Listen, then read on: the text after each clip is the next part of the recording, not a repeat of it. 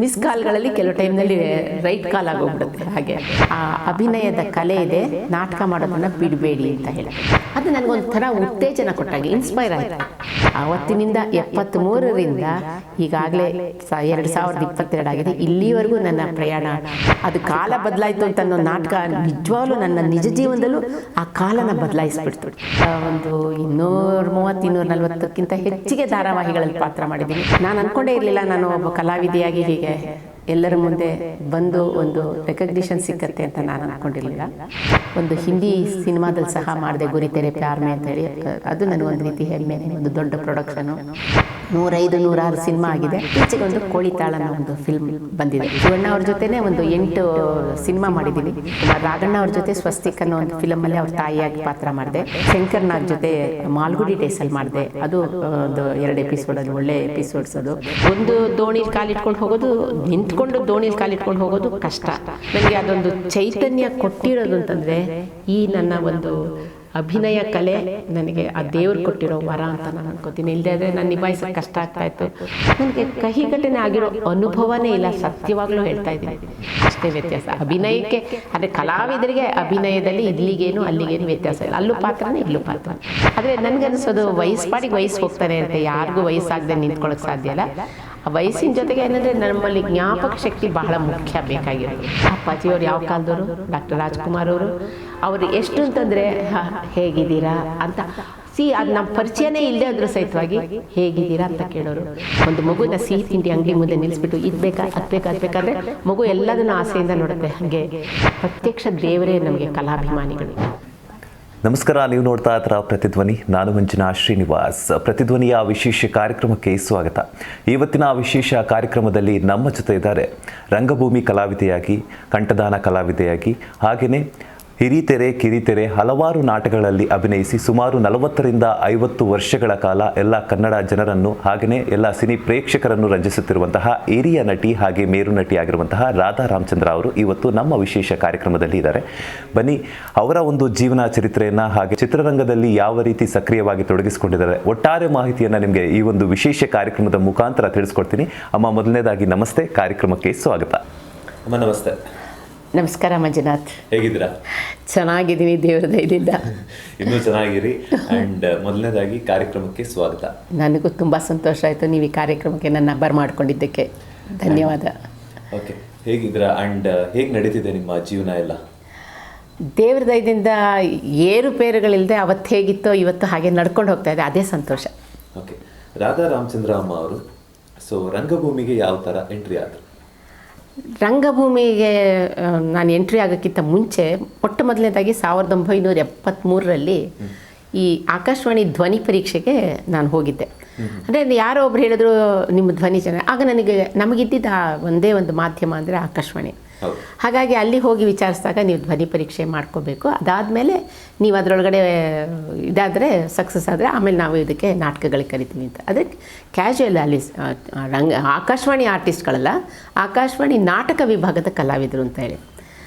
So ಆಗ ಆಯ್ಕೆ ಮಾಡಿಕೊಂಡಾಗ ನನಗೆ 74ರಲ್ಲಿ ಮೊಟ್ಟ ಮೊದಲನೇದಾಗಿ ಒಂದು ನಂಬರು ನೆಚ್ಚರು ಅಂತ ನವರತ್ನರಾಮ್ ಬರೆದಿರೋ ಒಂದು ನಾಟಕಕ್ಕೆ ಮೊಟ್ಟ ಮೊದಲು ನಾನು ವಾಯ್ಸ್ ಕೊಟ್ಟೆ.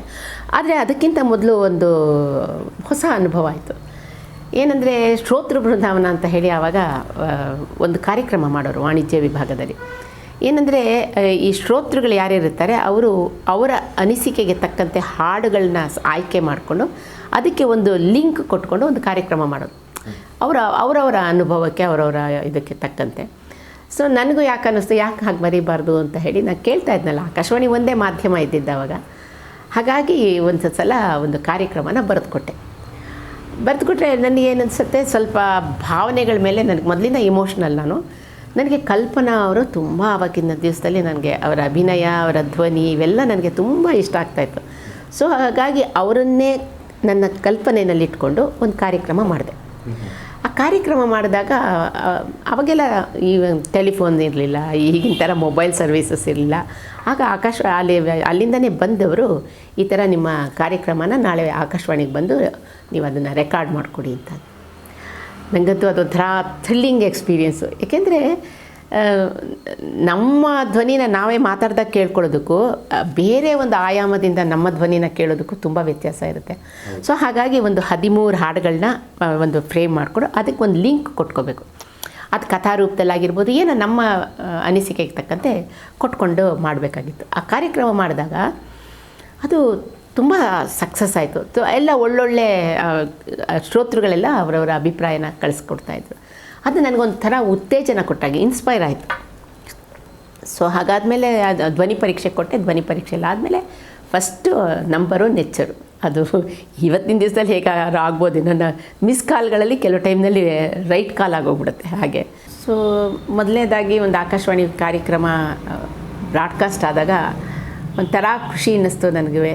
ಪರವಾಗಿಲ್ಲ, ನನ್ನ ಧ್ವನಿ ಆಕಾಶವಾಣಿ ಮುಖಾಂತರವಾಗಿ ಎಲ್ಲರನ್ನ ತಲುಪುತ್ತಲ್ಲ ಶ್ರೋತೃಗಳನ್ನ ಅಂತ ಹೇಳಿ. ಅಲ್ಲಿಂದ ಸುಮಾರು ಇಲ್ಲಿವರೆಗೂ ಇತ್ತೀಚೆಗೆ ಸ್ವಲ್ಪ ಆಕಾಶವಾಣಿ ಕಾರ್ಯಕ್ರಮಗಳು ಕಡಿಮೆ ಆಗಿದೆ ಮೊದಲಿಗಿಂತ.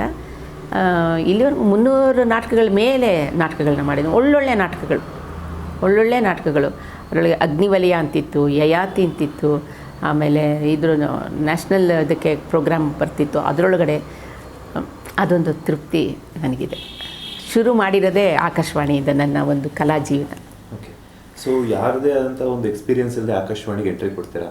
ಸೊ ಅಲ್ಲಿ ನಿಮಗೆ ಕಲಿಯೋದಕ್ಕೆ ಯಾರಾದರೂ ಹೆಲ್ಪ್ ಮಾಡ್ತಿದ್ರು ಅಂದರೆ ಆ ಡೈರೆಕ್ಟರ್ಸ್ ಇರ್ತಾಯಿದ್ರಲ್ಲ, ಯಾವ್ಯಾವ ಪಾತ್ರಗಳಿಗೆ ಯಾವ್ಯಾವ ರೀತಿ ಧ್ವನಿ ಕೊಡಬೇಕು, ಎಲ್ಲೇ ಇದ್ದರು. ಮತ್ತು ಮುಖ್ಯವಾಗಿ ಆಕಾಶವಾಣಿ ಒಳಗಡೆ ಕೊಡ್ತಾ ಇದ್ದಿದ್ದು ಅಲ್ಪ ಪ್ರಾಣ ಮಹಾಪ್ರಾಣದ ಬಗ್ಗೆ, ಹಕಾರ ಅಕಾರದ ಬಗ್ಗೆ.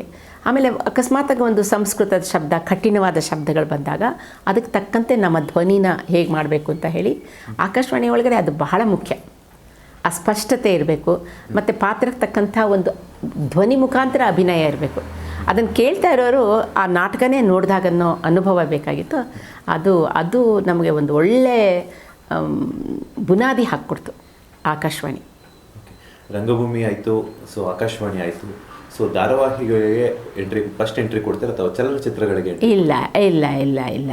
ಆಕಾಶವಾಣಿಯಿಂದ ಫಸ್ಟು ಆವಾಗ ಒಂದು ಹಂತದಿಂದ ಒಂದು ಹಂತಕ್ಕೆ ಹೋಗೋ ಒಂದು ತಯಾರಿ ನಡ್ಕೊಂಡ್ರೆ ನಮಗೆ ಎಷ್ಟು ಅನುಕೂಲ ಆಗುತ್ತೆ ಅನ್ನೋದಕ್ಕೆ ನಾನೇ ಉದಾಹರಣೆ. 1976ರಲ್ಲಿ ಆಕಾಶವಾಣಿಯಿಂದ ಶ್ರೋತೃಗಳಿಗೋಸ್ಕರ ಒಂದು ಕಾರ್ಯಕ್ರಮ ಯಾವಾಗಲೂ ಮಾಡ್ತಾಯಿದ್ರು. ಆಕಾಶವಾಣಿ ಒಳಗೆ ಸುಮಾರು ಒಂದು 300ಕ್ಕೂ ಹೆಚ್ಚು ನಾಟಕಗಳನ್ನ ಮಾಡಿದೆ. ಇತ್ತೀಚೆಗೆ ಸ್ವಲ್ಪ ಕಡಿಮೆ ಆಗಿದೆ. ಆವಾಗ ಏನಾಗ್ತಿತ್ತು ಅಂದರೆ ಆಕಾಶವಾಣಿ ಶ್ರೋತೃಗಳಿಗೋಸ್ಕರ ಒಂದು ಕಾರ್ಯಕ್ರಮ ಮಾಡೋರು ಯಾವಾಗಲೂ. ಅಂದರೆ ಎಲ್ಲರನ್ನ ಇಲ್ಲಿಗೆ ಒಂದು ಆಹ್ವಾನಿಸಿ ಒಂದು ವೇದಿಕೆ ಮೇಲೆ ಎಲ್ಲ ರೀತಿ ಕಾರ್ಯಕ್ರಮ, ಅದು ಸಂಗೀತ ಆಗಿರ್ಬೋದು, ನೃತ್ಯ ಆಗಿರ್ಬೋದು, ನಾಟಕ ಆಗಿರ್ಬೋದು, ಮತ್ತು ಇನ್ಸ್ಟ್ರೂಮೆಂಟಲ್ ಮ್ಯೂಸಿಕ್ ಆಗಿರ್ಬೋದು, ಇದೆಲ್ಲ ತುಂಬ ಚೆನ್ನಾಗಿರೋದು. ತುಂಬ ಜನ ಅಲ್ಲಿ ಬರ್ತಾಯಿದ್ರು. ಅವಾಗಿನ್ನೇನು ಹೆಚ್ಚಿಗೆ ದೂರದರ್ಶನ ಇಲ್ಲದ್ರಿಂದ ಇಂಥದ್ದೇ ಕಾರ್ಯಕ್ರಮಗಳನ್ನ ಎಲ್ಲರೂ ವೀಕ್ಷಣೆ ಮಾಡಬೇಕಾಗಿತ್ತು. ಹಾಗಾಗಿ ಅಲ್ಲಿ ಮಾಡಿದಾಗ ನನ್ನನ್ನು ಒಂದು ಪಾತ್ರಕ್ಕೆ ಆಯ್ಕೆ ಮಾಡಿಕೊಂಡ್ರು. ಅದು ಟಿ ಸುನಂದಮ್ನವರ ನಾಟಕ ಕಾಲ ಬದಲಾಯಿತು ಅಂತ ಹೇಳಿ. ಅದರೊಳಗಡೆ ನನ್ನದೇ ಒಂದು ನಾಯಕಿ ಪಾತ್ರ. ಇದರೊಳಗಡೆ ಆ ನಾಟಕ ಮಾಡಿ ಬಂದ ಮೇಲೆ ಒಂದು ರೀತಿ ಪ್ರತಿಯೊಬ್ಬರು ನನ್ನನ್ನು ತುಂಬ ಪ್ರೋತ್ಸಾಹ ಮಾಡಿದ್ರು. ಇಲ್ಲ, ನಿಮಗೆ ಒಂದು ಅಭಿನಯದ ಕಲೆ ಇದೆ, ನಾಟಕ ಮಾಡೋದನ್ನು ಬಿಡಬೇಡಿ ಅಂತ ಹೇಳಿ. ಆಗ ಅದೊಂದು ರೀತಿ ನನಗೊಂದು ರೀತಿ ಇನ್ಸ್ಪಿರೇಷನ್ ಅನಿಸುತ್ತು. ಎಲ್ಲ ನನ್ನಲ್ಲಿ ಏನು ಕಲೆ ಇದೆ ಅನ್ನೋದು ನನಗೆ ಗೊತ್ತಾಗಬೇಕಾದ್ರೆ ಯಾರಾದರೂ ಅದನ್ನು ಒಂದು ಚಪ್ಪಾಳೆ ತಟ್ಟಿದ ಮೂಲಕ ಅಥವಾ ಯಾರಾದ್ರು ಹೊಗಳಿದ ಮೂಲಕ ಅದು ನಮ್ಗೆ ಆಸಕ್ತಿ ಹುಟ್ಟುತ್ತೆ. ಹಾಗಾಗಿ ಅವ್ರು ಹೇಳಿದಾಗ ಸೊ ನಾಟಕ ಮಾಡೋಣ ಅನ್ಸತ್ತು. ಆದರೆ ನನಗೆ ಮನೆ ಕಡೆ ಗೃಹಕೃತ್ಯ, ಮನೆ ಕಡೆ ನೋಡ್ಕೋಬೇಕಾಯಿತು. ಮಕ್ಕಳು ಚಿಕ್ಕವರಾಗಿದ್ದರು. ಅಲ್ಲಿಂದ ನಾನು ಕರ್ನಾಟಕ ವಿದ್ಯುತ್ ಶಕ್ತಿ ಮಂಡಳಿಯಲ್ಲಿ ಉದ್ಯೋಗಿ ಆಗಿದ್ದರಿಂದ ಅದು 10 ಗಂಟೆ 10:30 5:30 ತನಕ ಅದೇ ಆಗೋಗ್ತಾಯಿತ್ತು. ಸೊ ಹೀಗಾಗಿ ಸ್ವಲ್ಪ ಮಾಡಬೇಕಾದಾಗ ಯೋಚನೆ ಮಾಡ್ತಾಯಿದ್ದೆ ನಾನು ಅಲ್ಲಿಗೆ ಹೋದರೆ ಇಲ್ಲಿ ಕಡೆ ಏನೂ ತೊಂದರೆ ಆಗಬಾರ್ದು ಅಂತ. ಹಾಗಾಗಿ ಆಫೀಸಿಂದ ಮುಗಿಸ್ಕೊಂಡು ರವೀಂದ್ರ ಕಲಾಕ್ಷೇತ್ರದಲ್ಲಿ ಏನಾದರೂ ಇದ್ದರೆ ರಿಹರ್ಸಲ್ ಮುಗಿಸ್ಕೊಂಡು ಮನೆಗೆ ಬರ್ತಾಯಿದ್ದೆ. ಅಲ್ಲಿವರೆಗೂ ಮಕ್ಕಳು ಬಂದರೆ ನಮ್ಮ ಮನೇಲಿ ನಮ್ಮ ಹಸ್ಬೆಂಡು ಅವ್ರಿಗೆ ಸ್ವಲ್ಪ ಏನಾದ್ರು ಮಾಡಿಕೊಡೋದು. ಅವರ 5:15 ಗಂಟೆಗೆ ಬಂದುಬಿಟ್ಟಿರೋರು. ಆ ರೀತಿ ಸ್ವಲ್ಪ ಹೆಲ್ಪ್ ಆಯಿತು. ಯಾವುದೂ ತೊಂದರೆ ಆಗಲಿಲ್ಲ. ಅಲ್ಲಿಂದ ಅಲ್ಲೇ ಹಂತ ತುಂಬ ಹೆಚ್ಚಿಗೆ ಅಲ್ಲದಿದ್ರು ಮಾಡ್ಕೊಂಡು ಬಂದೆ. ಸುಮಾರು ಇಲ್ಲಿವರೆಗೂ ಒಂದು 35 ನಾಟಕಗಳನ್ನ ಮಾಡಿದ್ದೀನಿ. ಅದು ಹವ್ಯಾಸಿ ರಂಗಭೂಮಿ ಆಗಿರೋದನ್ನ ಬೇರೆ ಬೇರೆ ಬೇರೆ ರೀತಿಯಲ್ಲಿ ಒಬ್ಬೊಬ್ಬರ ಕಂಪನಿ, ಸಮುದಾಯ ಇರ್ಬೋದು, ಸ್ಪಂದನ ಇರ್ಬೋದು, ನಮ್ಮ ಕಂಪ್ನಿ ಇರ್ಬೋದು, ಮಲ್ಲಿಕಾ ಇರ್ಬೋದು, ವಿದೂಷಕ ಇರ್ಬೋದು, ITI ಕಲಾಕ್ಷೇತ್ರದಿಂದ ಇರ್ಬೋದು. ಹಾಗಾಗಿ ಕೆಲವು ಒಳ್ಳೊಳ್ಳೆ ನಾಟಕಗಳು, ಸಂಧ್ಯಾ ಕಲಾವಿದರು, ಇವರ ಜೊತೆಯೆಲ್ಲ ಕೆಲಸ ಮಾಡಿದ್ದು ಅನುಭವ ಇದೆಯಲ್ಲ, ಅದು ನನಗೆ ಒಂದು ರೀತಿ ಆಕಾಶವಾಣಿ ಒಳಗಡೆ ಆ ಧ್ವನಿ ಮುಖಾಂತರ ಪಾತ್ರಗಳನ್ನ ಮಾಡೋದಕ್ಕೂ, ರಂಗಭೂಮಿಯಲ್ಲಿ ನೈಜವಾಗಿ ಪ್ರೇಕ್ಷಕರ ಎದುರುಗಡೆನೇ ನಾಟಕ ಮಾಡೋದಕ್ಕೂ ಆ ಒಂದು ಧ್ವನಿ ಏರಿಳಿಕೆ ಮತ್ತು ಮುಖಭಾವ ಇದನ್ನೆಲ್ಲ ಕಲ್ತ್ಕೊಂಡು ನಾನು ಇವತ್ತೇನಾದ್ರು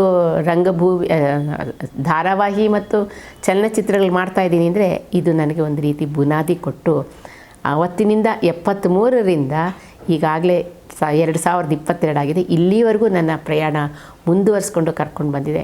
ಅದು ನನಗೊಂದು ಸ್ವಲ್ಪ ಸಂತೋಷ ಕೊಡ್ತಾಯಿದೆ. ಓಕೆ, ಆಕಾಶವಾಣಿಯಿಂದ ನಿಮ್ಮ ಕಾಲ ಕೂಡ ಬದಲಾಯಿತು. ನಿಜವಾಗ್ಲೂ ಅದು ಕಾಲ ಬದಲಾಯಿತು ಅಂತ ಅನ್ನೋ ನಾಟಕ ನಿಜವಾಗ್ಲೂ ನನ್ನ ನಿಜ ಜೀವನದಲ್ಲೂ ಆ ಕಾಲನ ಬದಲಾಯಿಸ್ಬಿಡ್ತು. ನಾನು ಕಲಾವಿದೆ ಆಗ್ತೀನಿ ಅನ್ನೋ ಒಂದು ಕಲ್ಪನೆ ಇರಲಿಲ್ಲ. ಹೀಗೆ ಏನೋ ಒಂದು ಕೆಲಸ ಮಾಡ್ಕೊಳ್ತಾ ಇದ್ದೆ, ಮನೆ ನೋಡ್ಕೊಳ್ತಾ ಇದ್ದೆ. ಇಷ್ಟರೊಳಗಡೆ ಇದ್ದೊಳಗೆ ಇದು ಒಂದು ಹೊಸ ರೀತಿ ಒಂದು ಅನುಭವನ ಕೊಡ್ತಾ ಆ ಜೀವನನ ಮುಂದುವರಿಸ್ಕೊಂಡು ಹೋಯಿತು. ಅದಾದ ನಂತರ ಚಲನಚಿತ್ರರಂಗಕ್ಕೆ ಯಾವ ರೀತಿ ಎಂಟ್ರಿ ಕೊಟ್ಟರಿ? ಅದಕ್ಕೆ ಮುಂಚೆ ನಾನು ಒಂದು ಸಲ ನಮ್ಮ ಆಫೀಸ್ ಕೆಲಸಕ್ಕೋಸ್ಕರ ದೂರದರ್ಶನಕ್ಕೆ ಹೋಗಿದ್ದೆ. ಅಲ್ಲಿ ಹೋದಾಗ ಏನಾಯಿತು, ಅಲ್ಲಿ ಒಬ್ಬ ಎಣ್ಣೆ ಸೂರಿ ಅಂತ ಹೇಳಿ ಅವ್ರನ್ನ ಭೇಟಿ ಮಾಡೋ ಅವಕಾಶ ಬಂತು. ಅವರು ಕೇಳಿದ್ರು ನನ್ನನ್ನು, ಏನಮ್ಮ ನೀವು ಇದು ಆ್ಯಕ್ಟ್ ಮಾಡ್ತೀರಾ ಅಂತ ಹೇಳಿ.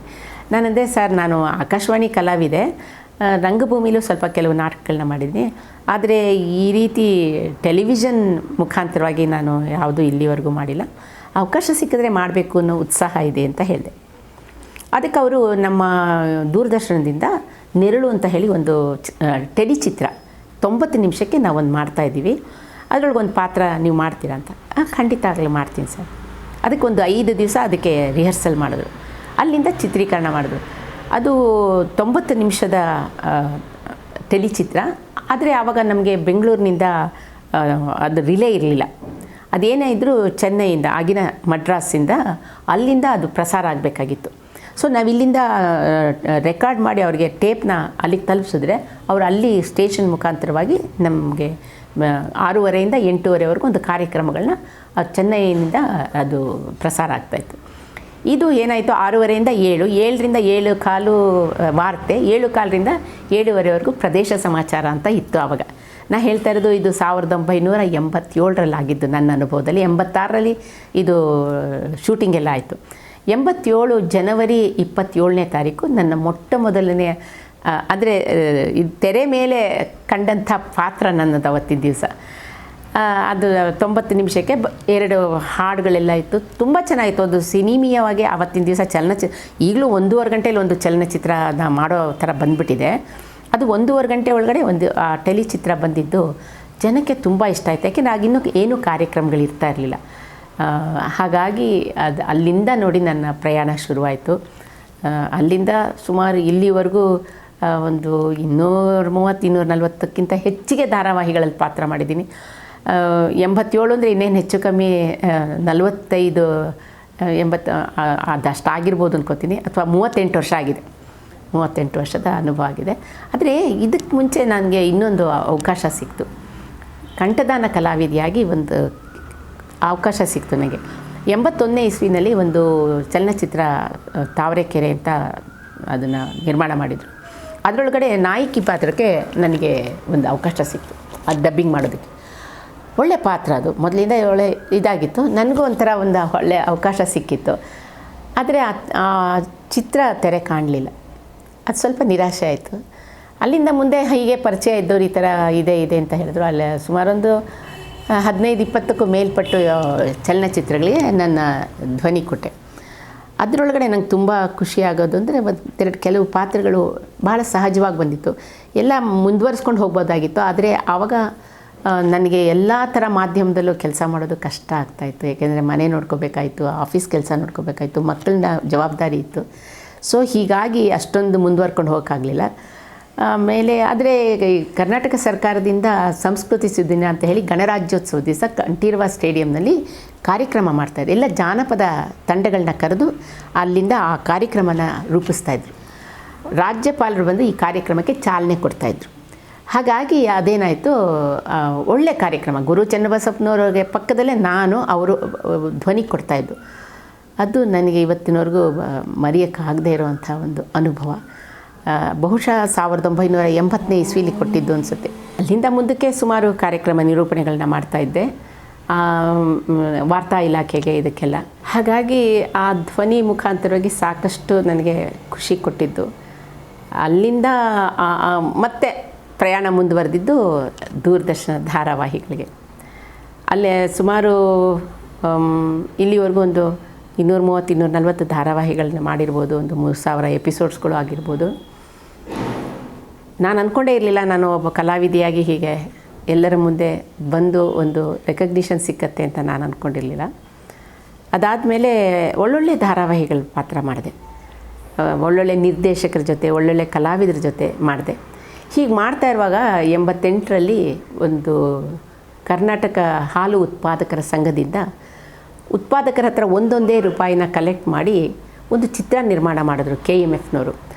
ಅದು ಬೆಳ್ಳಿ ಬೆಳಕು ಅಂತ ಹೇಳಿ ಈ ಹಾಲು ಉತ್ಪಾದನದ ಬಗ್ಗೆ ಒಂದು ಜನರಿಗೆ ತಿಳುವಳಿಕೆ ಕೊಡೋಕ್ಕೋಸ್ಕರ ಇದನ್ನು ಸಿನಿಮಾ ಮಾಡಿದ್ರು. ಅದರೊಳಗಡೆ ನಮ್ಮ ಹಿರಿಯ ನಟ ಲೋಕೇಶ್ ಅವರು ಮುಖ್ಯ ಪಾತ್ರದಲ್ಲಿದ್ದರು.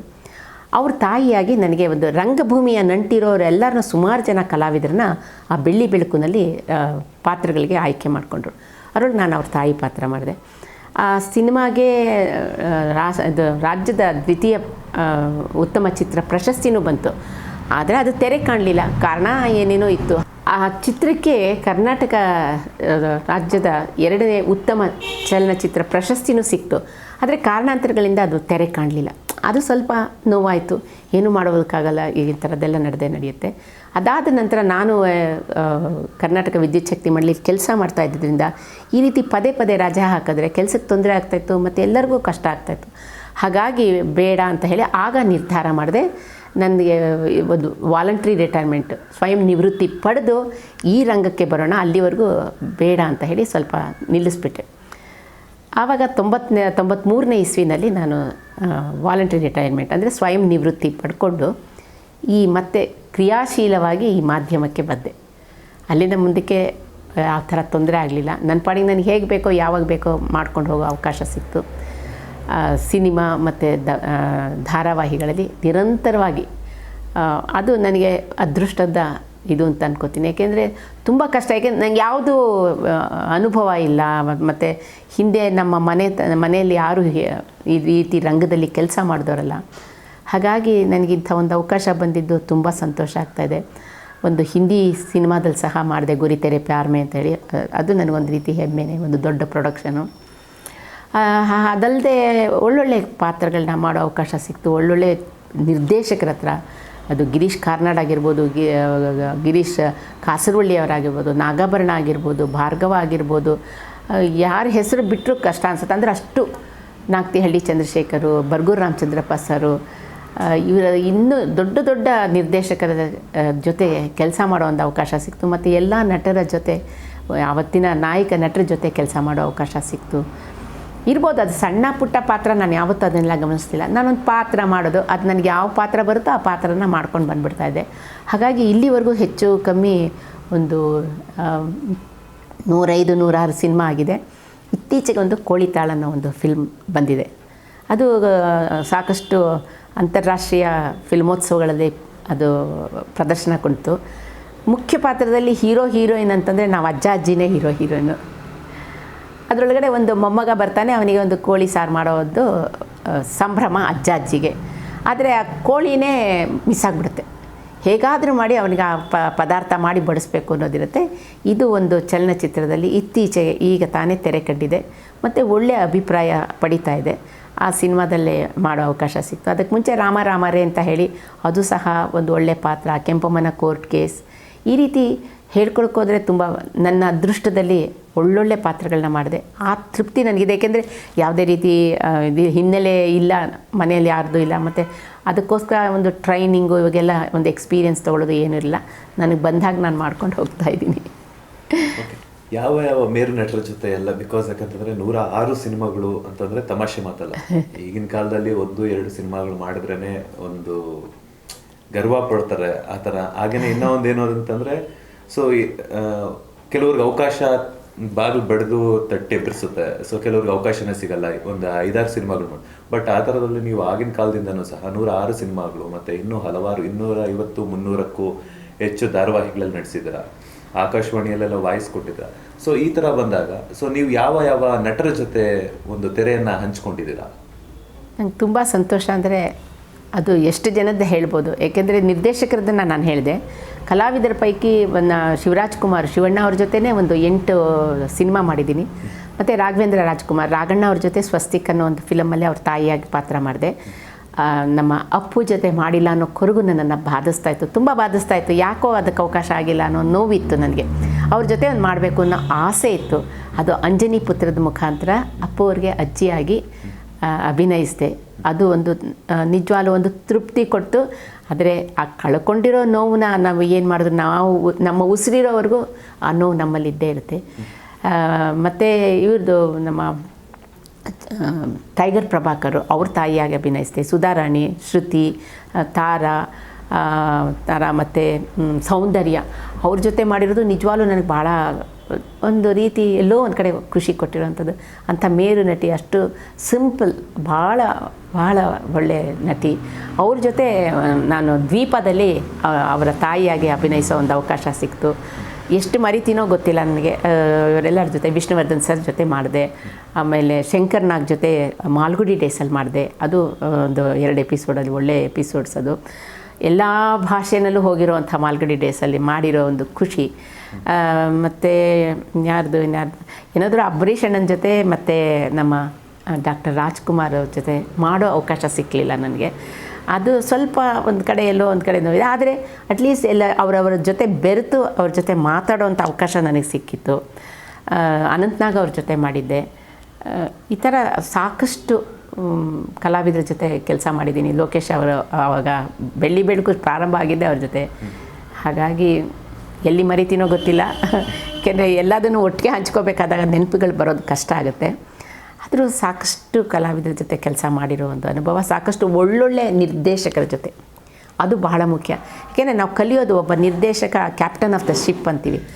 ಅವ್ರ ಹತ್ರ ನಾವು ಕಲಿಯೋದಿದೆಯಲ್ಲ, ಅವ್ರು ನಮಗೆ ಒಂದು ಈ ರೀತಿ ಮಾಡಿದ್ರೆ ಹಿಂಗಾಗಿ ಬರುತ್ತೆ ಅಂತ ಹೇಳಿದಾಗ ಅದರಿಂದ ಕಲಿತು ನಾವು ಮಾಡೋದಿದೆಯಲ್ಲ, ಅದು ಬಹಳ ಮುಖ್ಯ. ಯಾವುದೇ ಕಲಾವಿದರಿಗೂ ಒಬ್ಬ ಒಳ್ಳೆ ನಿರ್ದೇಶಕ ಸಿಗ್ತಾರೆ.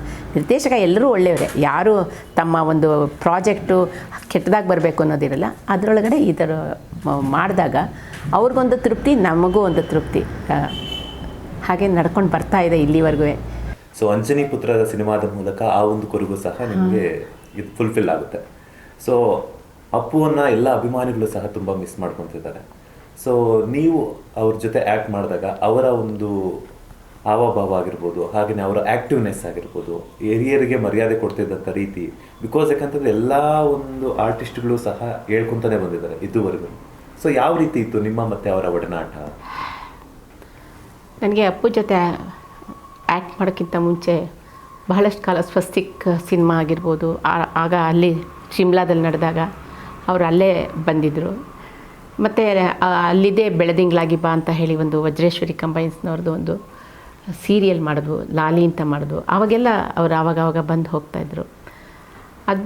ಅದನ್ನು ಅವ್ರನ್ನ ಹೇಳೋದಕ್ಕೆ ಪದಗಳು ನನಗೆ ಬರಲ್ಲ. ಯಾಕೆಂದರೆ ಅಷ್ಟು ಹಂಬಲ್, ಅಂದರೆ ಒಂದು ಆ ಎಲ್ಲರ ಜೊತೆ ಅವರು ಮಾತಾಡ್ತಾ ಇದ್ದಿದ್ದ ರೀತಿ, ಆ ನಗು ಮುಖ, ಒಂದು ಹಿರಿಯರ ಬಗ್ಗೆ ಇದ್ದ ಗೌರವ, ಅದು ಅವರ ಕುಟುಂಬಕ್ಕೆ ಬಂದುಬಿಟ್ಟಿದೆ ಬಿಡಿ. ಯಾರೇ ಹೋಗಿರಲಿ, ಯಾರೇ ಆಗಿರಲಿ, ಕಾಲು ಮುಟ್ಟಿ ನಮಸ್ಕಾರ ಮಾಡ್ತಾರೆ ದೊಡ್ಡವರಿದ್ದಾಗ. ದೊಡ್ಡವರು ಅಂದರೆ ವಯಸ್ಸಿನಲ್ಲಿ ಹಿರಿಯರಾಗಿದ್ದಾಗ ಅವ್ರನ್ನ ಕಾಲಿಗೆ ನಮಸ್ಕಾರ ಮಾಡ್ತಾರೆ. ಆ ಥರ ಇದ್ದಿದ್ದು ಕಣ್ಣು ಮುಚ್ಚಿ ಕಣ್ಣು ಬಿಡೋದ್ರೊಳಗಡೆ ಹೊರಟೋದ್ರಲ್ಲ, ಅದನ್ನು ಸಹಿಸ್ಕೊಳ್ಳೋಕೆ ಕಷ್ಟ ಆಗ್ತಾಯಿದೆ. ಇವತ್ತಿಗೂ ಅವರಿಲ್ಲ ಅಂತ ನಮ್ಗೆ ಅನ್ನಿಸ್ತಾ ಇಲ್ಲ. ಈಗ ಅಪ್ಪಾಜಿ ಆಗಿರ್ಬೋದು, ಪುನೀತ್ ಅವರಾಗಿರ್ಬೋದು, ಅವ್ರು ನಮ್ಮ ಮಧ್ಯೆ ದೈಹಿಕವಾಗಿ ಇಲ್ಲದೆ ಹೋದರೂ ಮಾನಸಿಕವಾಗಿ ನಮ್ಮ ಉಸಿರು, ಅಂದರೆ ಕನ್ನಡಿಗರ ಮನಸ್ಸಿನಲ್ಲಿ ನಿರಂತರವಾಗಿ ಯಾವತ್ತೂ ಅವರು ಹಾಗೆ ಉಳಿದಿರ್ತಾರೆ.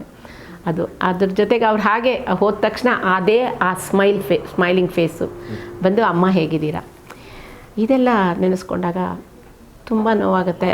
ಅದು ತುಂಬ ಬುದ್ಧಿವಂತರು, ತುಂಬ ಒಳ್ಳೆಯವರು, ಎಲ್ಲರೂ ನಮಗೆ ಹೇಗೆ ಹತ್ತಿರ ಆಗ್ತಾರೋ ಹಾಗೆ ದೇವ್ರಿಗೂ ಹತ್ತಿರ ಆಗಿಬಿಡ್ತಾರೆ ಅನಿಸುತ್ತೆ. ಅದಕ್ಕೆ ಅಂಥವ್ರನ್ನ ದೇವ್ರು ಬೇಗ ಕರ್ಕೊಂಡ್ಬಿಡ್ತಾರೆ. ಅದೊಂದು ತುಂಬಲಾಗದಂಥ ಒಂದು ದೊಡ್ಡ ನಷ್ಟ ಅಂತ ಹೇಳಿದ್ರೆ ತಪ್ಪಾಗಲ್ಲ. ಓಕೆ. ಆ್ಯಂಡ್ ಮನೆ ಕಡೆ ನೋಡ್ಕೊಂತಾರ, ಸಮಾಧಾನ ಮಾಡ್ಕೊಳ್ಳಿ. ಮನೆ ಕಡೆ ಒಂದು ಏನಂತಾರೆ ಗೃಹಿಣಿಯಾಗಿ ಮನೆ ಕಡೆ ಇದು ಅವ್ರನ್ನ ಮನೆ ಮೇಂಟೈನ್ ಮಾಡುವಂಥದ್ದಾಗಿರ್ಬೋದು, ಮಕ್ಕಳು ನೋಡ್ಕೊಳ್ಳುವಂಥದ್ದಾಗಿರ್ಬೋದು, ಕೆಲಸ ಮಾಡ್ತಿರೋದ್ರ ಅದರೊಟ್ಟಿಗೆ ಮತ್ತು ಗೌರ್ನಮೆಂಟ್ ಜಾಬ್ಗೂ ಸಹ ನಿಭಾಯಿಸ್ತೀರ. ಆ್ಯಕ್ಟಿಂಗು, ಆ್ಯಂಕರಿಂಗು, ನಿರೂಪಣೆ ಮತ್ತು ಡಬ್ಬಿಂಗು, ಇದು ರಂಗಭೂಮಿಯಲ್ಲಿ ಮತ್ತು ಇಷ್ಟೆಲ್ಲನೂ ಅದು ಹೇಗೆ ಮೇಂಟೈನ್ ಮಾಡ್ತಾರೆ? ನಿಮ್ಗೆ ಕಷ್ಟ ಅಂತ ಅನಿಸ್ತಿರ್ಲಿಲ್ವಾ? ಇಲ್ಲ, ಮನುಷ್ಯನಿಗೆ ಒಂದು ಉತ್ಸಾಹ ಅನ್ನೋದಿದ್ದರೆ ಮತ್ತು ವಿಲ್ ಪವರ್, ಮಾನಸಿಕ ದೃಢತೆ ಇದ್ದಾಗ, ಮತ್ತು ನಾವು ಈ ಕೆಲಸ ಮಾಡಬೇಕು ಅನ್ನೋ ಕಮಿಟ್ಮೆಂಟು, ಬದ್ಧತೆ ಅಂತೀವಿ ನಾವು, ಈ ಮೂರು ಇದ್ದಾಗ ಬಹುಶಃ ಎಲ್ಲ ನಿಭಾಯಿಸ್ಬೋದೇನೋ ಅಂತಂದರೆ. ಯಾಕೆಂದರೆ ನಾನು ಸಾಮಾನ್ಯಗೆ ಎಲ್ಲರಿಗೂ ಎಲ್ಲೋ ಹೇಳ್ತೀನಿ, ಒಂದು ದೋಣಿಲಿ ಕಾಲಿಟ್ಕೊಂಡು ಹೋಗೋದು, ನಿಂತ್ಕೊಂಡು ದೋಣಿಲಿ ಕಾಲಿಟ್ಕೊಂಡು ಹೋಗೋದು ಕಷ್ಟ. ಅಂಥದ್ರೊಳಗಡೆ 2 ದೋಣಿಯಿಂದ 2ನ್ನ ಬ್ಯಾಲೆನ್ಸ್ ಮಾಡ್ಬೇಕಾದ್ರೆ ಎಷ್ಟು ಕಷ್ಟ ಇದೆ. ಅಂಥದ್ರೊಳಗಡೆ ನಾನು 3, 4 ಯಾವ ಕಡೆ ಎಲ್ಲೆಲ್ಲಿ ಖಾಲಿ ಇಟ್ಕೊಂಡು ನಡ್ಕೊಂಡು ಬಂದಿನೋ ನನಗೆ ಗೊತ್ತಿಲ್ಲ. ಇವತ್ತಿಗೂ ನನಗೆ ಅದೊಂದು ಚೈತನ್ಯ ಕೊಟ್ಟಿರೋದು ಅಂತಂದರೆ ಈ ನನ್ನ ಒಂದು ಅಭಿನಯ ಕಲೆ ನನಗೆ ಆ ದೇವ್ರು ಕೊಟ್ಟಿರೋ ವರ ಅಂತ ನಾನು ಅನ್ಕೋತೀನಿ. ಇಲ್ಲದೇ ಆದರೆ ನಾನು ನಿಭಾಯಿಸೋಕ್ಕೆ ಕಷ್ಟ ಆಗ್ತಾಯಿತ್ತು. ಒಂದು ಮಕ್ಕಳ ವಿದ್ಯಾಭ್ಯಾಸಕ್ಕೆ ನಾನು ಎಲ್ಲೂ ಕುಟುಂಬಕ್ಕೂ ತೊಂದರೆ ಆಗದಾಗೆ, ನನ್ನ ವೃತ್ತಿಗೂ ತೊಂದರೆ ಆಗದಾಗೆ, ನನ್ನ ಈ ಪ್ರವೃತ್ತಿಗೂ ತೊಂದರೆ ಆಗದಂತೆ ಇಲ್ಲಿವರೆಗೂ ಭಗವಂತ ನಡ್ಸ್ಕೊಂಡು ಬಂದಿದ್ದಾನೆ. ನಂದು ಅಂತ ನಾನು ಹೇಳ್ಕೊಳ್ಳೋ ಚೈತನ್ಯ ನನಗಿಲ್ಲ. ಭಗವಂತ ನನ್ನನ್ನು ಇಲ್ಲಿ ಈ ದಾರಿ ಒಳಗಡೆ ಕರ್ಕೊಂಬಂದು ನನ್ನ ಹೆಜ್ಜೆ ಮೇಲೆ ಹೆಜ್ಜಿಟ್ಟು ನಡೆಸೋ ಹಾಗೆ ಅವನು ಕಾಪಾಡ್ಕೊಂಡು ಬಂದಿದ್ದಾನೆ ಅಂತ ನನ್ನ ನಂಬಿಕೆ. ಕನ್ನಡ ಚಿತ್ರರಂಗದಲ್ಲಿ ಹಲವಾರು ವರ್ಷಗಳಿಂದ ಸಕ್ರಿಯವಾಗಿ ತೊಡಗಿಸ್ಕೊಂಡು ಬರ್ತಾ ಇದ್ದಾರೆ. ಸೊ ಇದರಲ್ಲಿ ಎಲ್ಲಾದರೂ ನಿಮಗೆ ಒಂದು ಸಿಹಿ ಘಟನೆ ಆಗಿರ್ಬೋದು ಅಥವಾ ಒಂದು ಕಹಿ ಘಟನೆ ಅಂತ ಏನಾದರೂ ನಡೆದಿದೆಯಾ? ನಾನು ಸ್ವಲ್ಪ ಪಾಸಿಟಿವ್, ಯಾವಾಗಲೂ ಒಂದು ಒಳ್ಳೆಯ ರೀತಿಯಲ್ಲೇ ಯೋಚನೆ ಮಾಡ್ಕೊಂಬರ್ತೀನಿ. ಅದ್ರಿಗೆ ನನಗೆ ಎಲ್ಲೂ ಕೆಟ್ಟದ್ದೇ ಕಾಣಿಸಿಲ್ಲ. ನಿಜ ಹೇಳಬೇಕಾದ್ರೆ ಎಲ್ಲದರೊಳಗಡೆನೂ ಒಂದೇ ಒಂದು ಸಿನಿಮಾ ಮಾಡಿದಾಗಲೂ, ಒಂದೇ ಒಂದು ಸಣ್ಣ ಪಾತ್ರ ಮಾಡಿದಾಗಲೂ ಅದೇ ತೃಪ್ತಿ. ಮಾಡಲಿಲ್ಲ ಅಂದಾಗ ಅಯ್ಯೋ ಬರುತ್ತೆ, ನಾಳೆ ಬರುತ್ತೆ ಅಂತ ಅನ್ನೋ ಒಂದು ಮನಸ್ಥಿತಿ ಇರೋದ್ರಿಂದ ಕಹಿ ಘಟನೆ ಆಗಲಿ ಸಿಹಿ ಘಟನೆ ಎರಡೂ ನನಗೆ, ಸಿಹಿ ಕಹಿ ಎರಡೂ ಒಂದೇ ರೀತಿ ನಡ್ಕೊಂಡು ಬಂದಿದೆ. ಯಾಕೆಂದರೆ ನಾನು ಇಷ್ಟು ದಿವಸ ಚಿತ್ರರಂಗದಲ್ಲಾಗಿರ್ಬೋದು ಮತ್ತು ಕಿರುತೆರೆಯಲ್ಲಾಗಿರ್ಬೋದು ನಿಂತಿದ್ದೀನಿ ಅಂತಂದರೆ ಎಲ್ಲರೂ ನನ್ನ ಜೊತೆಗೆ ಅಷ್ಟೇ ಒಂದು ಅವಿನಾಭಾವ ಸಂಬಂಧ ಮತ್ತು ಆ ಪ್ರೀತಿ ವಾತ್ಸಲ್ಯ ನನ್ನನ್ನು ಹುರಿದುಂಬಿಸೋದು ಅಂತ ಹೇಳ್ತಲ್ಲ, ಹಾಗೆ ನನ್ನ ಬೆನ್ನು ತಟ್ಟಿ ಕರ್ಕೊಂಡು ಬಂದಿದ್ದಾರೆ. ನನಗೆ ಕಹಿ ಘಟನೆ ಆಗಿರೋ ಅನುಭವನೇ ಇಲ್ಲ, ಸತ್ಯವಾಗಲೂ ಹೇಳ್ತಾ ಇದ್ದೀನಿ. ಮತ್ತು ಜನ ಒಂದು ಕಡೆ ಹೋದಾಗ, ಅಮ್ಮ ನೀವು ಧಾರಾವಾಹಿ ಪಾತ್ರಗಳು ಮಾಡ್ತೀರಲ್ವ, ಯಾಕೆ ಇಷ್ಟು ದಿವಸ ಅದ್ರ ಮಧ್ಯದಲ್ಲಿ ಎಲ್ಲರೂ ಬಿಟ್ಬಿಟ್ಟಿದ್ರೆ, ಯಾಕೆ ಯಾವುದ್ರೊಳಗೂ ನಿಮ್ಮನ್ನು ನೋಡ್ತಾ ಇಲ್ವಲ್ಲ ಅಂತಾರೆ. ಇದು ನನ್ನನ್ನು ಎಷ್ಟು ನನಗೆ ಬೆನ್ನು ತಟ್ಟುತ್ತೆ ಅಂದರೆ, ನಾನು ಇನ್ನೂ ಮಾಡಬೇಕು, ನನ್ನ ಆಯಸ್ಸಿರೋವರೆಗೂ, ಎಷ್ಟು ದಿವಸ ಆ ಭಗವಂತ ಆಯಸ್ಸು ಕೊಟ್ಟಿದ್ದಾನೋ ನನಗೆ ಗೊತ್ತಿಲ್ಲ, ಅಲ್ಲಿರೋವರೆಗೂ ನಾನು ಇದೇ ರೀತಿ ಈ ಜೀವನನ ಮುಂದುವರ್ಸ್ಕೊಂಡು ಹೋಗಬೇಕು, ಈ ಮಾಧ್ಯಮದಲ್ಲಿ ಕೆಲಸ ಮಾಡಬೇಕು ಅನ್ನೋ ಹುಮ್ಮಸ್ಸು ನನಗೆ ತುಂಬಾ ಇದೆ. ಅದೇ ನನಗೆ ಶಕ್ತಿ, ಧೈರ್ಯ, ಒಂದು ನಡ್ಕೊಂಡು ಹೋಗ್ತಾ ಇರೋ ನನ್ನ ದಾರಿ. ಕಹಿ ಘಟನೆಯನ್ನು ಸಿಹಿ ಘಟನೆಯನ್ನಾಗಿ ಮಾರ್ಪಾಡು ಮಾಡಿಕೊಂಡು ಜನರ ಒಂದು ಪ್ರೀತಿಯನ್ನು ಮೆಚ್ಚುಗೆ ಪಡ್ಕೊತಿದ್ದೀರ. ಓಕೆ, ಸೊ ಆ್ಯಂಡ್ ಇದೆಲ್ಲ ಆಯಿತು. ಕಲ್ತಿದ್ದು ನೀವು ಚಿತ್ರರಂಗಕ್ಕೆ ಎಂಟ್ರಿ ಆಗಬೇಕು ಅಂತಂದಾಗ ಕಲ್ಪನಾ ಅವರು ಸ್ಫೂರ್ತಿ ಅಂತ ಕೇಳ್ಬಿಟ್ಟೆ. ಇಲ್ಲ, ನಾನು ಚಿತ್ರರಂಗಕ್ಕೆ ಬರ್ತೀನಿ ಅನ್ನೋದು ಗೊತ್ತಿಲ್ಲ, ಬಟ್ ನನ್ನ ಕಲ್ಪನಾ ನನಗೆ ಅದೇನೋ ಅವರ ಒಂದು ಭಾಷೆ ಅದು ನನಗೆ ತುಂಬ ಇಷ್ಟ ಆಯಿತು. ಎಷ್ಟೋ ಜನ ಆವಾಗ ಮಾತಾಡ್ತಾ ಇದ್ದಾಗ ನನಗೆ ಆಕೆ ಮನಸ್ಸಿನಲ್ಲಿ ಇರ್ತಾಯಿದ್ರು, ನಾನು ಮಾತಾಡಿದಾಗ ನೀವು ಕಲ್ಪನಾ ಮಾತಾಡ್ದಾಗೆ ಮಾತಾಡ್ತೀರಾ ಅನ್ನೋರು, ಆ ಥರ ಇತ್ತು. ಬಟ್ ಯಾವುದೇ ಒಂದು ವ್ಯಕ್ತಿಗೆ ನಾವು ತುಂಬ ಒಳ ಹೋಗ್ಬಿಟ್ರೆ ನಮ್ಮಲ್ಲಿರೋ ಒಂದು ಏನಿರುತ್ತೆ ಇಂಡಿವಿಜುವಾಲಿಟಿ ಹೊರಟೋಗ್ಬಿಡುತ್ತೆ. ಹಾಗಾಗಿ ನಾವು ಆ ಕಲಾವಿದರು ಮಾತ್ರ ಆಯಾ ಸಮಯಕ್ಕೆ ತಕ್ಕಂತೆ, ಪಾತ್ರಕ್ಕೆ ತಕ್ಕಂತೆ ಬದಲಾವಣೆ ಆಗಲೇಬೇಕಾಗತ್ತೆ. ಹಾಗಾಗಿ ಅವ್ರ ಮನಸ್ಸಿನಲ್ಲಿ ಇದ್ದಾರೆ, ಎಲ್ಲರೂ ಇದ್ದಾರೆ. ಮಂಜುಳಾ ಆಗಿರ್ಬೋದು, ಕಲ್ಪನಾ ಆಗಿರ್ಬೋದು, ಇವತ್ತಿನ ಕಲಾವಿದರೆಲ್ಲ ಇದ್ದಾರೆ, ಅವರೆಲ್ಲರೂ ಅಷ್ಟೇ. ಅವರವರ ಅಭಿನಯನ ನಮ್ಮ ತಲೆಯಲ್ಲಿರುತ್ತೆ. ಹೌದು, ಎಷ್ಟು ಒಳ್ಳೆ ಅಭಿನೇತ್ರಿಗಳು, ಕಲಾವಿದರು ಅನ್ನೋ ಥರದ ಹೀರೋಗಳಾಗಿರ್ಬೋದು, ಹೀರೋಯಿನ್ಗಳಾಗಿರ್ಬೋದು, ಅವರು ನಮಗೆ ಒಂದು ಮಾರ್ಗದರ್ಶಿಗಳು, ಮೆಂಟರ್ಸ್. ಅವರೊಬ್ಬೊಬ್ಬರನ್ನ ನೋಡಿದಾಗ ನಾವು ಕಲಿಯೋದು ತುಂಬ ಇದೆ.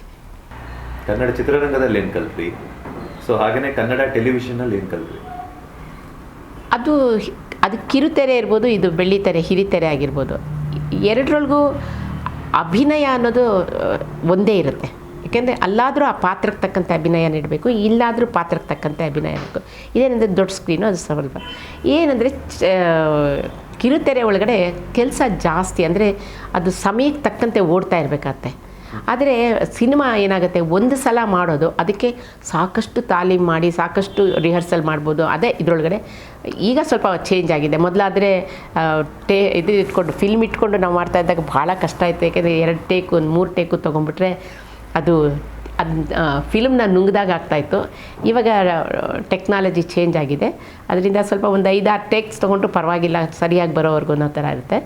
ಅದು ಬಿಟ್ಬಿಟ್ರೆ ನನಗೇನು ಅಂಥ ಬದಲಾವಣೆ ಕಾಣೋದಿಲ್ಲ. ಇದು ಅಂದರೆ ಒಂದು ಚಿತ್ರ ಒಂದೇ ಸಲ, ಈಗ ನಮ್ಮ ರಂಗಭೂಮಿಲಿರೋ ಒಂದು ನಾಟಕ ಹೋದಾಗ ಹೊರಟೋಗುತ್ತೆ. ಅಭಿನಯ ಆದ್ರೂ ಅದಾದಮೇಲಿನ ಕೆಲಸ ಎಷ್ಟಿರುತ್ತೆ, ಅದಕ್ಕೆ ಇದೇನು ಎಡಿಟಿಂಗ್ ಏನು, ರೆಕಾರ್ಡಿಂಗ್ ಏನು, ಮತ್ತು ಇದೆಲ್ಲ ಮಾಡಿಬಿಟ್ಟು ಫಿಲಮ್ನ ಒಂದು 2 ಗಂಟೆ ಕಾಲಕ್ಕೆ ಅದನ್ನು ತಯಾರು ಮಾಡಬೇಕಾದಾಗ ತುಂಬ ಕಷ್ಟ ಇರುತ್ತೆ. ಈ ಧಾರಾವಾಹಿ ಆಗಲ್ಲ, ಅಲ್ಲೇ ಕಟ್ ಮಾಡ್ಕೊತೀವಿ, ಅಲ್ಲೇ ಇದು ಮಾಡ್ಕೊತೀವಿ, ಸುಲಭ.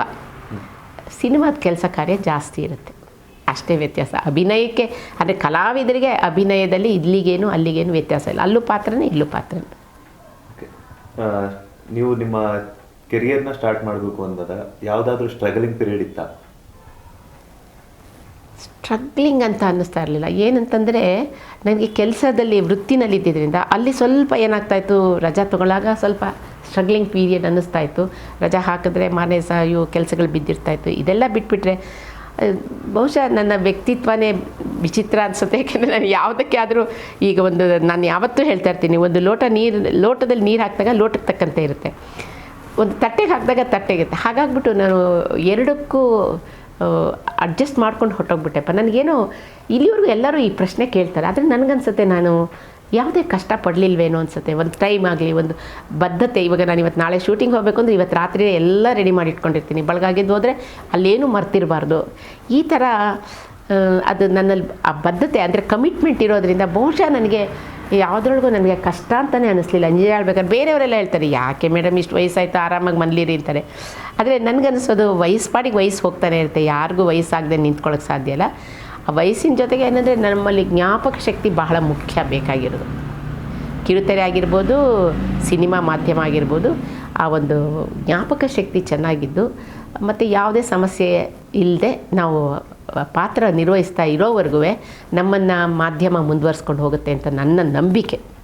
ಇವತ್ತಿಗೂ ನಾನು ಎಲ್ಲರಿಗೂ ಹೇಳ್ತೇನೆ, ಇವತ್ತು ಇಂಥ ಪಾತ್ರ ಬಂತು ನಾನು ಮಾಡೋದಿಲ್ಲ, ನನಗಿರೋದು ಹೀಗೆ ಇರಬೇಕು, ಅದೆಲ್ಲ ಬೇಡ.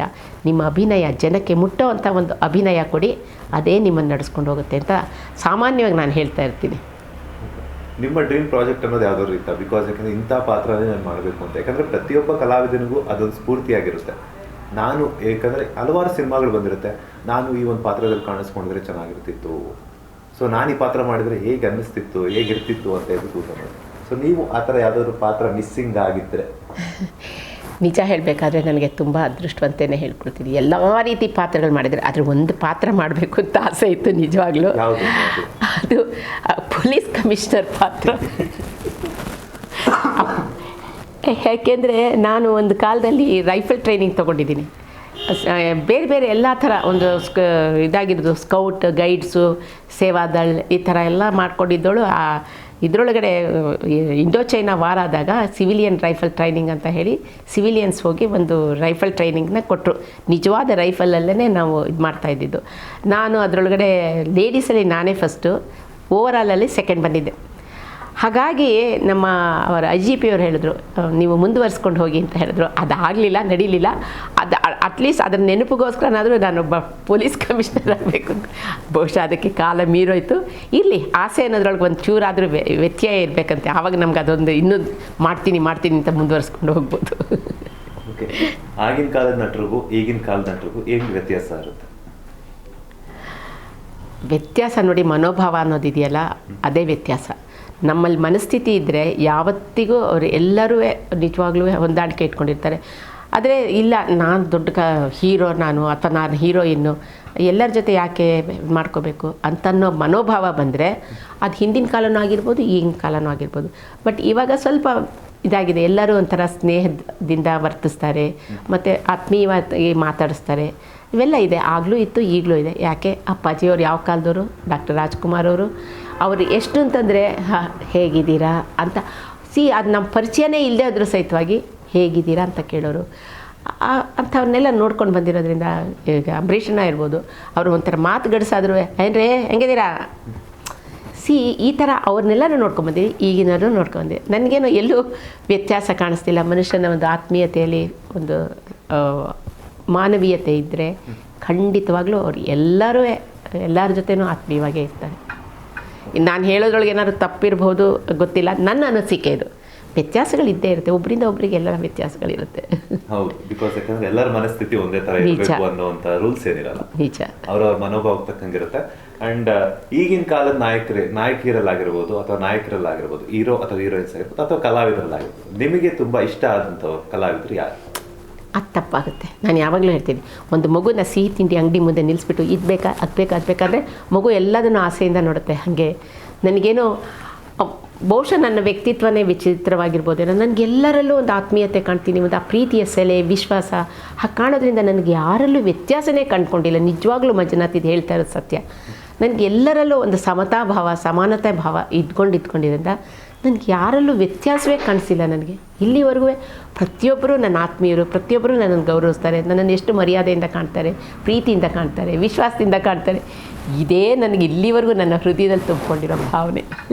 ಓಕೆ, ಈಗಿನ ಕಾಲದಲ್ಲಿ ಬಿಕಾಸ್ ಯಾಕೆಂತಂದ್ರೆ ಹಲವಾರು ಯುವ ಪ್ರತಿಭೆಗಳು ಬರ್ತಾ ಇರ್ತಾರೆ. ನನ್ನ ಒಂದು ಟ್ಯಾಲೆಂಟ್ ನಾವು ಪ್ರೂವ್ ಮಾಡ್ಕೋಬೇಕು, ಒಬ್ಬ ಕಲಾವಿದನಾಗಬೇಕು, ಕಲಾವಿದೆ ಆಗಬೇಕು, ಚಿತ್ರರಂಗದಲ್ಲಿ ನನ್ನದೇ ಆದಂಥ ಹೆಸರು ಮಾಡಬೇಕು ಅಂತ. ಸೊ ಈ ಥರ ಬರುವಂತಹ ಯುವ ಪ್ರತಿಭೆಗಳಿಗೆ ನಿಮ್ಮ ಕಡೆಯಿಂದ ಏನು ಸಂದೇಶ ಕೊಡ್ತೀರಾ? ಯಾವ ಒಂದು ಕಿವಿ ಮಾತನ್ನ ಹೇಳಕ್ಕೆ ಇಷ್ಟಪಡ್ತೀರಾ? ಕಲಾವಿದನಿಗೆ ಹುಟ್ಟಿನಿಂದ ಒಂದು ಆ ಕಲೆ ಅನ್ನೋದು ಬಂದ್ಬಿಟ್ಟಿರುತ್ತೆ. ಅದನ್ನು ನಾವು ಅದಕ್ಕೆ ಏನಂದರೆ ಬದ್ಧತೆ, ಯಾವಾಗಲೂ ನಾನು ಹೇಳ್ತೀನಿ, ಕಮಿಟ್ಮೆಂಟ್ ಅನ್ನೋದು, ಡಿಸಿಪ್ಲಿನ್ ಅನ್ನೋದು ನಮ್ಮ ಜೀವನದಲ್ಲಿ ಎಲ್ಲ ರಂಗದಲ್ಲೂ ಇರಬೇಕು. ಅದೇ ರೀತಿ ಈ ರಂಗಕ್ಕೆ ಬಂದಾಗಲೂ ನಮಗೆ ಒಂದು ಬದ್ಧತೆ ಇದೆ. ನಾನು ಈ ಪಾತ್ರ ಹಿಂಗೆ ಮಾಡಬೇಕು, ಉದಾಸೀನತೆ ಬೇಡ. ಹೆಂಗೆ ಮಾಡಿದ್ರು ಆಯಿತು, ನಾವು ಉದಾಸೀನತೆ ಯಾವತ್ತೂ ಇಟ್ಕೊಳ್ಳದೆ ಈ ಪಾತ್ರ ಇದೆ, ಆ ಪಾತ್ರದಲ್ಲಿ ನಾವು ನಮ್ಮನ್ನು ಆ ಪಾತ್ರವಾಗಿ ನೋಡ್ಕೋಬೇಕು. ನಾನು ರಾಧಾ ರಾಮಚಂದ್ರ ಆಗಿರೋದು, ಒಂದು ಹುಚ್ಚಿ ಪಾತ್ರ ಬರ್ಬೋದು, ಒಂದು ಭಿಕ್ಷುಕಿ ಪಾತ್ರ ಬಂದಿರ್ಬೋದು. ಆ ಭಿಕ್ಷುಕಿ ಭಿಕ್ಷುಕಿನೇ, ನಾನು ರಾಣಿಯಾಗಿದ್ದರೆ ಮಹಾರಾಣಿನೇ. ಈ ರೀತಿ ಭಾವನೆ ಇಟ್ಕೊಂಡಾಗ ಯಾವುದೇ ಕಲಾವಿದರು, ಇವತ್ತು ಬಂದಿರೋ ಕಲಾವಿದರು ನಾಳೆ ಒಬ್ಬ ದೊಡ್ಡ ಹೀರೋ ಆಗೋ ಅವಶ್ಯಕತೆ, ದೊಡ್ಡ ಹೀರೋಯಿನ್ ಆಗೋ ಅವಶ್ಯಕತೆ, ಅವಕಾಶಗಳು ಬೇಕಾದಷ್ಟು ಬರುತ್ತೆ. ಅಷ್ಟೇ ನಮಗೆ ಆ ಪಾತ್ರದಲ್ಲಿ ನಮ್ಮ ಒಂದಾಗಿಬಿಡಬೇಕು. ಇದು ನಾನು ಮಾಡ್ತಾ ಇರೋ ಪಾತ್ರ, ಮಹಾರಾಜನ ಪಾತ್ರ. ಈಗ ಎಲ್ಲದರೊಳಗೂ ನಾನು ಹೇಳ್ತೀನಿ, ನಾನು ಒಂದೊಂದು ಹೆಜ್ಜೆಲೂ ನಾನು ಅಪ್ಪಾಜಿಯವ್ರನ್ನ ಜ್ಞಾಪಿಸ್ಕೊಳ್ಳೋದು ಯಾಕೆ ಅಂತಂದರೆ, ಅವರು ಹಿರಣ್ಯಕಶಿಪು ಆದಾಗ ಭಯ ಹುಟ್ಟಿಸೋವಂಥದ್ದು, ಅದೇ ಘೋರ ಕುಂಬಾರ ಆದಾಗ ಆ ದೈನ್ಯತೆ. ನಾನು ಅವೆರಡನ್ನು ಯಾವಾಗಲೂ ಉದಾಹರಣೆ ಕೊಡ್ತೀನಿ. ನನಗನ್ಸಿರೋ ಪ್ರಕಾರ ಯಾವುದೇ ಪಾತ್ರ ತೊಗೊಂಡಾಗಲೂ ಆ ಪಾತ್ರ ನಾನು ರಾಧಾ ರಾಮಚಂದ್ರ ಅಲ್ಲ, ಆ ಪಾತ್ರ ನಾನು ಅಂದ್ಕೊಂಡ್ಬಿಟ್ಟಾಗ ಏನಾಗುತ್ತೆ, ಆ ಪಾತ್ರ ಸಕ್ಸಸ್ ಆಗುತ್ತೆ. ಅದರೊಳಗಡೆ ಹಾಗೆ ಮಾಡ್ಕೊಂಡೋದ್ರೆ ಯಾವುದೇ ಅಂದರೆ ಕಲಾವಿದನಿಗೆ ಸ್ವಲ್ಪ ಹುಟ್ಟು ಪ್ರತಿಭೆ ಇರಬೇಕು. ಯಾವತ್ತೋ ಎಲ್ಲ ಒಬ್ಬೊಬ್ಬರಿಗೂ ಒಂದೊಂದು ಕೆಲಸ ಕಾರ್ಯಗಳಿರುತ್ತೆ. ಈಗ ನಾವು ಯಾರೋ ಒಬ್ಬರು ಬಂದು ಟೆಕ್ನಿಷಿಯನ್ಸ್ ಇರ್ತಾರೆ, ಕ್ಯಾಮ್ರಾಮನ್ ಇರ್ತಾರೆ, ಆ ಕ್ಯಾಮ್ರಾಮನ್ ನಾವಾಗಕ್ಕೆ ಸಾಧ್ಯ ಇಲ್ಲ, ಅವ್ರು ತೆಗೆದಾಗ ಮಾತ್ರ ನಾವು. ಒಬ್ಬ ಸಂಗೀತಗಾರ, ಅದರಿಂದ ಒಬ್ಬೊಬ್ರಿಗೂ ಒಂದೊಂದು ಇದಿರುತ್ತೆ, ಇಂಟ್ರೆಸ್ಟ್ ಇರುತ್ತೆ, ಫೀಲ್ಡ್ ಇರುತ್ತೆ. ಆಗ ನನಗೆ ಬಂದಿರೋ ಫೀಲ್ಡ್ನ ಆಯ್ಕೆ ಮಾಡಿಕೊಂಡು ಅದರೊಳಗಡೆ ನಿಸ್ಪೃಹತೆಯಿಂದ ಸಿನ್ಸಿಯರಾಗಿ ಕೆಲಸ ಮಾಡಿದಾಗ ಪ್ರತಿಯೊಬ್ಬರು ಸಕ್ಸಸ್ಫುಲ್ ಆಗ್ತಾರೆ, ಯಶಸ್ವಿ ಆಗ್ತಾರೆ. ಒಟ್ಟಾರೆ 49 ವರ್ಷಗಳ ಕಾಲದಿಂದ ನಿಮಗೆ ನಿಮ್ಮ ಅಭಿಮಾನಿಗಳಾಗಿರ್ಬೋದು, ಕನ್ನಡ ಜನರಾಗಿರ್ಬೋದು, ಪ್ರೀತಿ, ವಿಶ್ವಾಸ, ಮಮತೆ, ಈ ಥರ ಹಲವು ಕ್ಷೇತ್ರಗಳಲ್ಲಿ ನಿಮ್ಮನ್ನು ಎಂಕರೇಜ್ ಮಾಡ್ತಾನೆ ಬಂದಿದ್ದಾರೆ. ಸೊ ಎಲ್ಲ ಕನ್ನಡ ಜನರಿಗೆ ಹಾಗೆಯೇ ಎಲ್ಲ ನಿಮ್ಮ ಅಭಿಮಾನಿಗಳಿಗೆ ಏನು ಹೇಳಕ್ಕೆ ಇಷ್ಟಪಡ್ತೀರಾ? ನಾನು ಹೇಳೋದಿಷ್ಟೇ, ಅಭಿಮಾನಿ ದೇವರು ಅಂತ ಅಪ್ಪಾಜಿಯವರು ಹೇಳ್ತಾರೆ. ಹಾಗೆ ಪ್ರತ್ಯಕ್ಷ ದೇವರೇ ನಮಗೆ ಕಲಾಭಿಮಾನಿಗಳು. ಪ್ರತಿಯೊಬ್ಬ ಕಲಾವಿದನನ್ನು ಒಂದೊಂದೇ ಹೆಜ್ಜೆಯಲ್ಲಿ ಪ್ರೋತ್ಸಾಹಿಸ್ತಾ ಬಂದರೆ ಒಬ್ಬ ಉತ್ತಮ ಕಲಾವಿದ, ಒಬ್ಬ ದೊಡ್ಡ ಕಲಾವಿದ ಅಥವಾ ಕಲಾವಿದೆ ಆಗ್ಬೋದು. ನಿಮ್ಮ ಒಂದು ಅಭಿಮಾನವೇ ನಮ್ಮ ಆಸ್ತಿ. ಪ್ರತಿಯೊಬ್ಬರಲ್ಲೂ ಕೇಳ್ಕೊಳ್ಳೋದಿಷ್ಟೇ, ನೀವು ಪ್ರೀತಿಯಿಂದ, ಅಭಿಮಾನದಿಂದ ನಮ್ಮನ್ನು ಪ್ರೋತ್ಸಾಹಿಸಿದಾಗ ನಾವೆಲ್ಲ ಬೆಳೆಯೋದಕ್ಕೆ ಒಂದು ದೊಡ್ಡ ಅವಕಾಶ ಆಗುತ್ತೆ. ಪ್ರತಿಧ್ವನಿ ಸಂಸ್ಥೆಯವರು ಈ ಮೂಲಕ ನಿಮ್ಮೆಲ್ಲರ ಮುಂದೆ ನಾನು ನನ್ನ ಮನಸ್ಸಿನ ಒಂದು ಅಂತರಾಳದ ಮಾತುಗಳನ್ನ ಹಂಚ್ಕೊಳ್ಳೋದಕ್ಕೆ ಅವಕಾಶ ಮಾಡಿಕೊಟ್ಟಿದ್ದಾರೆ. ಅವ್ರಿಗೆ ಈ ಮೂಲಕ ನನ್ನ ಹೃತ್ಪೂರ್ವಕ ಧನ್ಯವಾದಗಳನ್ನ ಅರ್ಪಿಸ್ತಾ ಇದ್ದೀನಿ ಮತ್ತು ಅವರಿಗೆ ಅಭಿನಂದನೆಗಳನ್ನ ಸಲ್ಲಿಸ್ತಾ ಇದ್ದೀನಿ. ಏಕೆಂದರೆ ಯೂಟ್ಯೂಬ್ ಮುಖಾಂತರವಾಗಿ ಪ್ರತಿಯೊಬ್ಬರ ಮನೆಗಳನ್ನ ತಲುಪ್ತಾ ಇರೋ ಪ್ರತಿಧ್ವನಿಗೆ ನನ್ನ ಹೃತ್ಪೂರ್ವಕ ಧನ್ಯವಾದಗಳು. ನಿಮ್ಮ ಅಭಿಮಾನ ಇದೇ ಥರ ಇರಲಿ ಅಂತ ಕೇಳ್ಕೊಳ್ತಾ ಇದ್ದೀನಿ. ನಮಸ್ಕಾರ. ನೋಡಿದ್ರಲ್ಲ ವೀಕ್ಷಕರೇ, ಇವತ್ತಿನ ವಿಶೇಷ ಕಾರ್ಯಕ್ರಮದಲ್ಲಿ ಹಿರಿಯ ಕಲಾವಿದೆ ಹಾಗೆ ಹಿರಿಯ ಮೇರು ನಟಿಯಾಗಿರುವಂತಹ ರಾಧಾ ರಾಮಚಂದ್ರ ಅವರು ಅವರ ಸಿನಿ ಪಯಣ ಹಾಗೆಯೇ ಅವರ ಸಕ್ಸಸ್ಫುಲ್ ಜರ್ನಿಯ ಬಗ್ಗೆ ಒಟ್ಟಾರೆ ಮಾಹಿತಿಯನ್ನು ತಿಳಿಸ್ಕೊಟ್ಟಿದ್ದಾರೆ. ಮುಂದಿನ ಎಪಿಸೋಡಲ್ಲಿ ಮತ್ತೋರ್ವ ಕಲಾವಿದರ ಜೊತೆ ಬರ್ತೀನಿ. ಅಲ್ಲಿವರೆಗೂ ನೋಡ್ತಾನೆ ಇರಿ ಪ್ರತಿಧ್ವನಿ. ನಾನು ಮಂಜುನಾಥ್ ಶ್ರೀನಿವಾಸ್. ಹೆಚ್ಚಿನ ವಿಡಿಯೋಗಳಿಗೆ ಪ್ರತಿಧ್ವನಿ ಯೂಟ್ಯೂಬ್ ಚಾನೆಲ್ ಸಬ್ಸ್ಕ್ರೈಬ್ ಮಾಡಿ, ಬೆಲ್ ಐಕಾನ್ ಕ್ಲಿಕ್ ಮಾಡಿ.